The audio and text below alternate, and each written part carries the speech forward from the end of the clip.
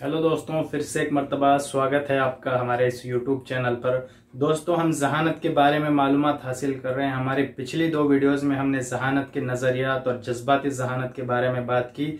आज के इस वीडियो में जहानत का जो आखिरी टॉपिक है, यानी जहानत की जांच, जहानत किस तरह से मेज़र की जाए, उसे किस तरह से नापा जाए, उसे किस तरह से गिना जाए, इसके बारे में जो मुख्तलिफ माहिरीन नफ्सियात ने अपने जो नज़रियात पेश किए हैं वो देखेंगे। साथ ही साथ जो जहानत नापने की कसौटियां हैं यानी पैमाने हैं, जो उसके सवालिया पर्चे हैं वो क्या है, उसके बारे में बात करेंगे। तो आइए शुरू करते हैं आज का लेसन। दोस्तों, जहानत की जांच किस तरह से की जाए, उसे मेज़र किस तरह से किया जाए, उसे नापा किस तरह से जाए, इसके बारे में अल्फ्रेड बने ने सबसे पहले काम किया या उसकी इब्तिदा की। इसीलिए अल्फ्रेड बने को जहानत की जांच का इब्तिदा करने वाला कहा जाता है। एग्ज़ाम में अक्सर क्वेश्चन पूछा जाता है कि जहानत की जांच की शुरुआत किसने की।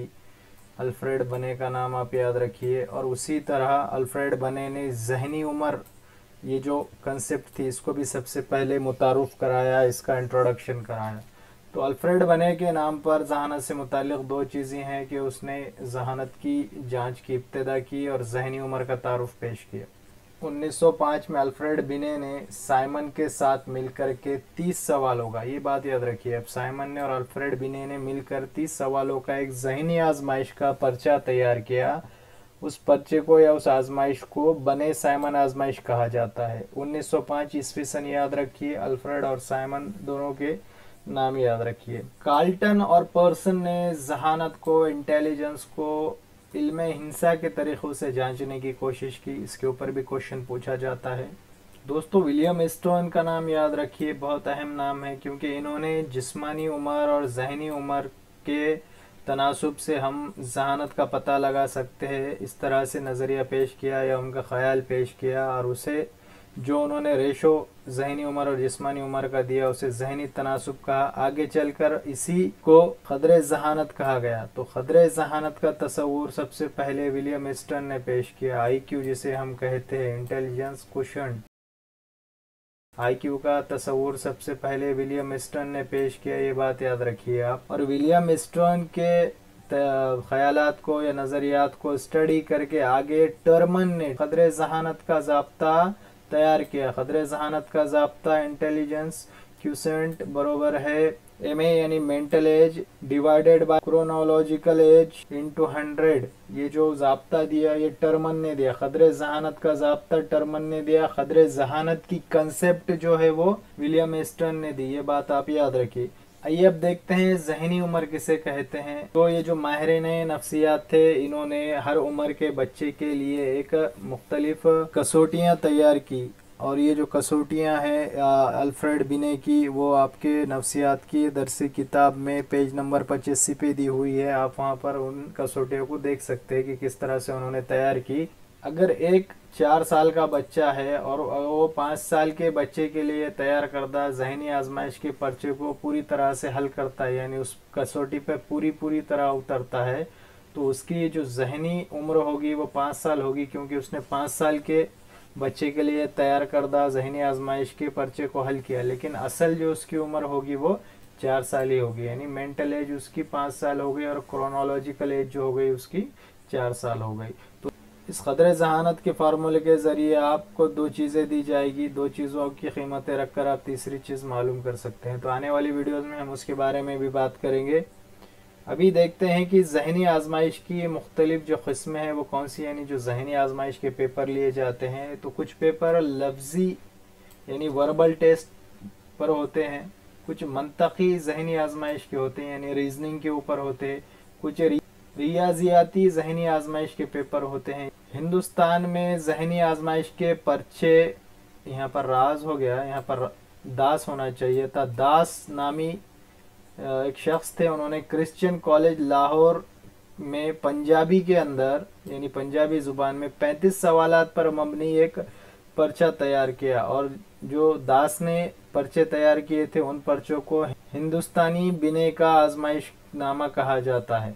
यूपी में लिजा शंकर झा ने हिंदी और उर्दू के ज़हनी आजमाइश के पर्चे तैयार किए। हिंदुस्तान के अंदर का काम हम देख रहे हैं। उसी तरह से VP झिंगरन ने ओल्टन के कुछ ज़हनी आजमाइश के पर्चे थे, उसके अंदर तरमीम की, मॉडिफिकेशन की, थोड़ी सी तब्दीलियाँ की और 75 सवालात पर मबनी एक आजमाइश का पर्चा तैयार किया।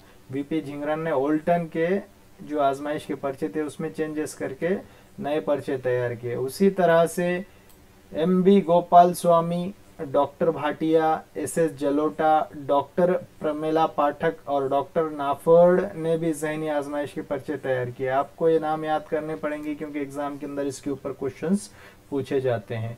दोस्तों आइए अब देखते हैं कि जो जहानत की कसौटियाँ होती है वो किस किस्म की होती है, उनकी जो खसूसियात है या फ़ायदे हैं, नुकसानात है, उसके बारे में मालूमात हासिल करेंगे।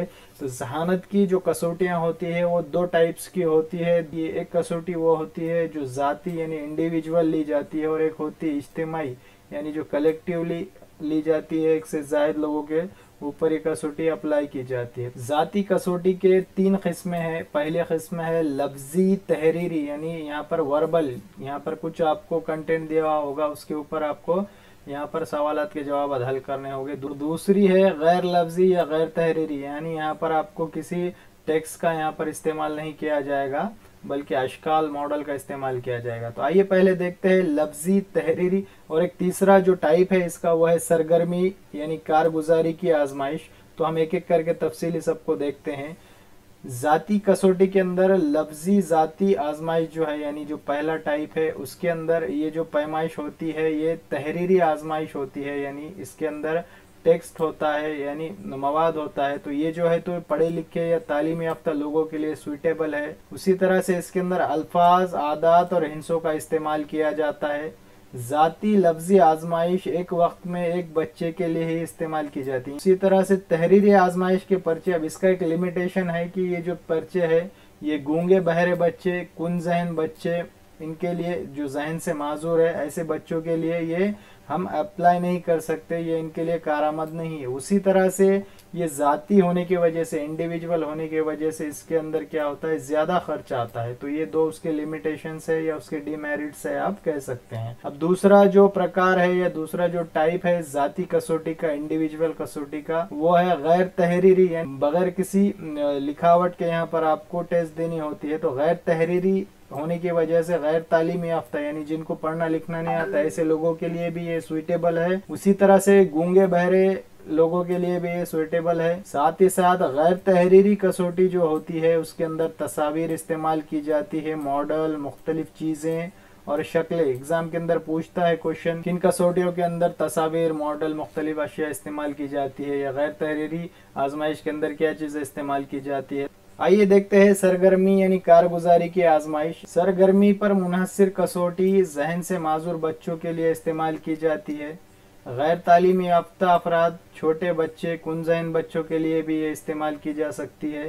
कारगुजारी की कसौटी गैर तहरीरी कसौटी की एक किस्म है यानी ये गैर तहरीरी जो कसौटी है हमारी 2 नंबर की, उसी की एक किस्म है। उसी टाइप के अंदर ये पूरे सरगर्मियां ली जाती है क्योंकि इसके अंदर लिखावट का कोई काम नहीं होता। कारगुजारी में चीजों का इस्तेमाल करके यानी मुख्तलिफ चीजें बच्चों को हैंडल करने के लिए दी जाती है, कुछ प्रोजेक्ट या एक्टिविटी ली जाती है और उसके बाद सरगर्मी कंप्लीट होने के बाद नतीजा अख्ज़ किया जाता है। तो ये इसके कुछ खुसूसियात है। हम देख रहे हैं जहानत की आजमाइश के जांच की कसौटियां, उसके अंदर हमने जाती कसौटियां देखी। जाती कसौटियों में लफ्जी, गैर लफ्जी और सरगर्मी की कारगुजारी देखी। अब हम देखेंगे इज्तिमाई कसौटी। इज्तिमाई कसौटी के अंदर भी 2 कसौटियां हैं, एक लफ्जी कसौटी है और एक गैर लफ्जी यानी गैर तहरीरी कसौटी है। तो ये जो इज्तिमाई लफ्जी है यानी जो वर्बल टेस्ट इज्तिमाई तौर पर ली जाती है उसे इज्तिमाई लफ्जी या तहरीरी आजमाइश कहते हैं। आज के दौर में हमारे जो एग्जाम्स कंडक्ट किए जाते हैं हिंदुस्तान के अंदर, जो इसी तरह से गैर लफ्जी कसौटियां भी इज्तिमाई तौर पर ली जाती हैं। तो ये इज्तिमाई तौर पर ली जाती है इसलिए इसमें खर्च कम आता है। आइए अब देखते हैं कि जो ज़ाती कसौटियां हैं उसके बारे में किसने आजमाइश के पर्चे तैयार किए। तो ज़ाती कसौटी हमने देखा यानी जो इंडिविजुअल्स ली जाती है। तो बिने और साइमन के जो ज़हनी आजमाइश की कसौटियां हैं जो सबसे पहले 1905 में उन्होंने बनाए, ये ज़ाती कसौटियां हैं। उसी तरह से डॉक्टर कामत ने हिंदी की ज़हनी आजमाइश की ज़ाती कसौटियाँ तैयार की है। तो सिर्फ ये 2 नाम आपको यहाँ पर याद रखने हैं।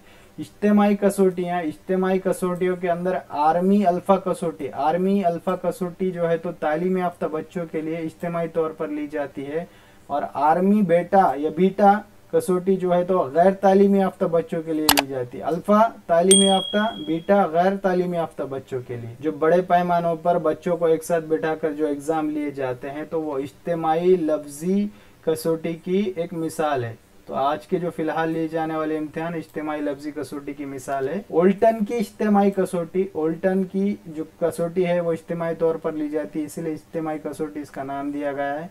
उसी तरह से एसएस जलोटा, इनकी भी लफ्जी कसौटी जो है तो वो इज्तिमाई कसौटी की एक किस्म है। कलहन की कसौटी, कलहन की भी जो कसौटियाँ हैं वो इज्तिमाई तौर पर ली जाती है। जो आखिरी सरगर्मी की कसौटी है वो किसने तैयार की, उनके नाम देख लेते हैं। सरगर्मियों पर जो मुनसिर कसौटियाँ हैं वो पेंटरनर और पीटरसन की कसौटियाँ हैं, जो 1917 में उन्होंने तैयार की। एग्जाम में आपको ईस्वी सन भी पूछेगा, ईस्वी सन हमने यहाँ पर आपको लिख करके दिया है, वो आप याद कीजिए। उसके बाद है ऑर्थर की कसौटी, ऑर्थर ने भी सरगर्मियों पर मुनसिर कसौटियाँ तैयार की, उसने 1930 में ये कसौटियाँ तैयार की। कोहमी ब्लॉक डिजाइन कसौटी, ये भी सरगर्मियों पर मुनसिर है। पास अलोंग टेस्ट अलेक्जेंडर ने तैयार की है। परफॉर्म्स टेस्ट डॉक्टर भाटिया साहब की जो कसौटी है आखिरी, वो सरगर्मियों पर मुनसिर कसौटी है। तो दोस्तों आज का जो वीडियो है उस बहुत ही अहम मालूमात है, आपको उर्दू के किसी किताब में ये मालूमात नहीं मिलेगी। और जो ये कसौटियाँ हमने देखे, इन कसौटियों के ऊपर एग्जाम में कंपलसरी क्वेश्चन पूछा गया है, आप पिछले पेपर उठाकर देख लीजिए। तो उम्मीद करता हूँ दोस्तों कि वीडियो आपको अच्छी लगी होगी।